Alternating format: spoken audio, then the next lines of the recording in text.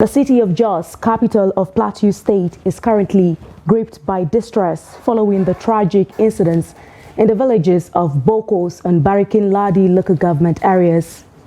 As Trust TV continues to follow these developing story, Adomusa reports from Jos on the profound impacts of these attacks, casting a shadow over the Christmas celebration in the state as the government takes decisive actions to prevent further escalation of violence. Let's take a look at his report.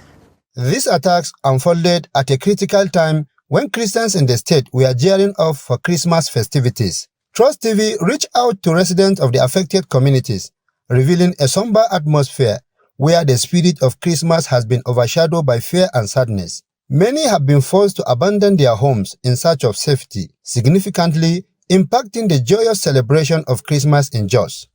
Honestly, I'm not happy with what is going on in Plateau State, around Bokkos, Mangu, and they kill many people, our parents, our brothers and sisters. We are not happy, and they don't celebrate the Christmas. And this is the new month that we are celebrating it very well.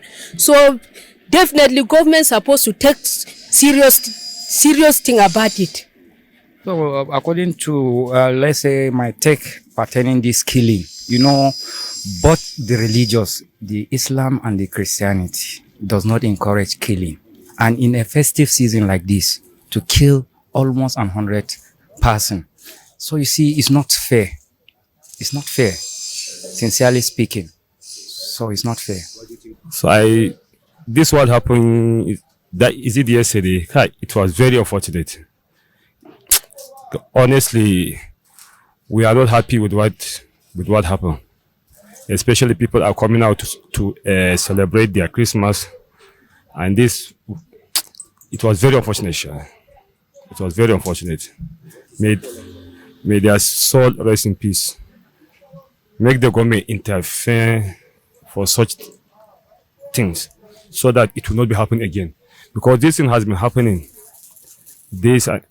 some years back. Then there's no any action that has been taken for so long.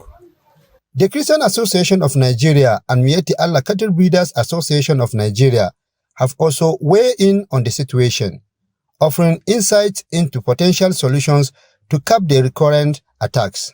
As far as I'm concerned, this killing that is still going as I'm talking, is still a split over of this farmer harder crisis. And secondly, we see it as land grabbing too, because we see the kind of killing that is going on. All the surrounding villages within Bokkos, definitely they have to call the people together to sit down. You need to call the various groups that are involved in that matter. If you know them, you come and sit down with them and say, which way forward? They are the one to provide the solution. Your own is to sit down and say, where are we heading to? But the situation that we have on ground now, we call, I remember the past government, they will call stakeholders meeting, they will finish, it ends there. The real people that have been troubled, they don't know anything. In fact, the message is not being passed to them. Justice should be done. Equity should be given to everybody. No discrimination, no oppression, no hatredness, no bias in operations, and so on and so forth. If these have been given rightly, I strongly believe we'll be in peace.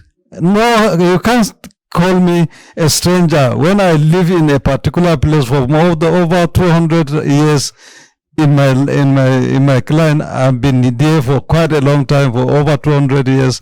The recent wave of violence has been linked to a clash between herders and cattle rustlers, which escalated from Bokkos and Mangu to numerous villages in Bokkos and Barikin Ladi, resulting in a tragic loss of lives and properties.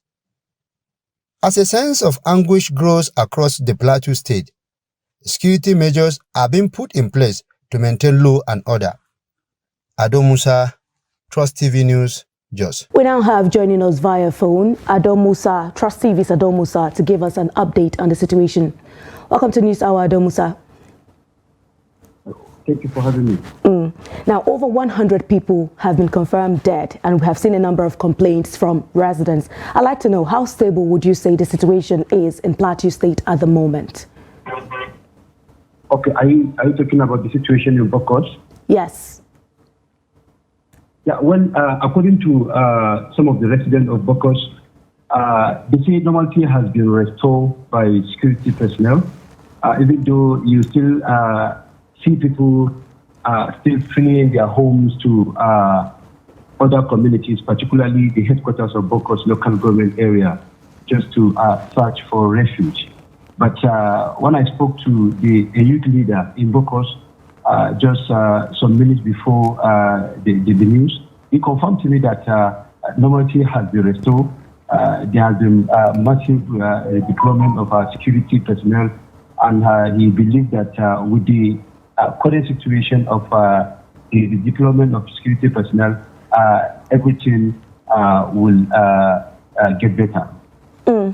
Now, I'd like to hear from you personally. Would you say the situation is now fully under control? I mean, looking at how high tensions are, I mean, over 100 people killed.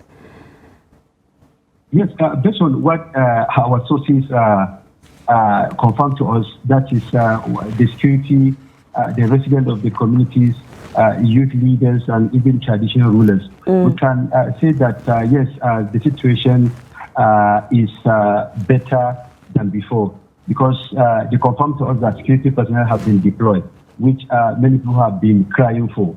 Because prior the deployment of the security personnel, they have been calling on state and federal government to ensure the deployment of security personnel, which I believe that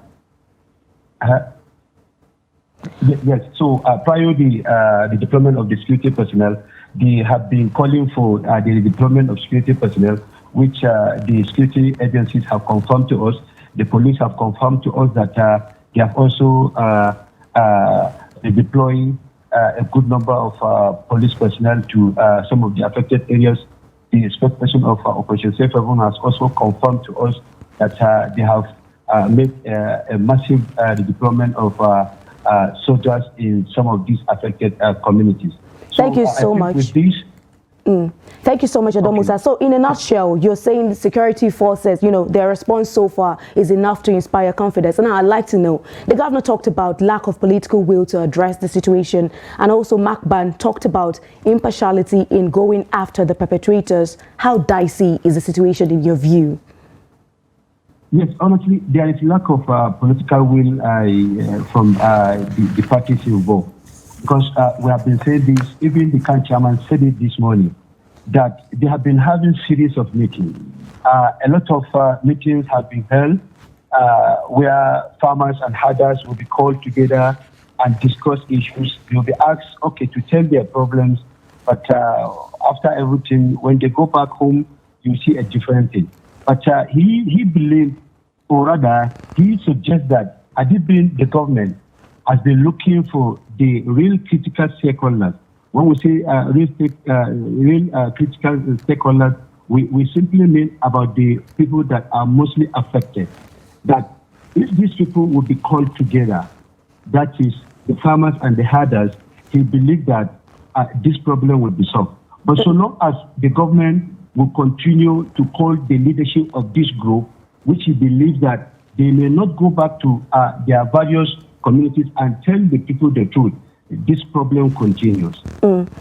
Thank you so much. Just like you have said, security forces have been deployed into these affected areas, and we do hope that peace and normalcy is restored in villages of Bokkos and Barikin Ladi local government areas. Thank you so much, Adomusa, for your contribution on News Hour tonight. Thank you for having me.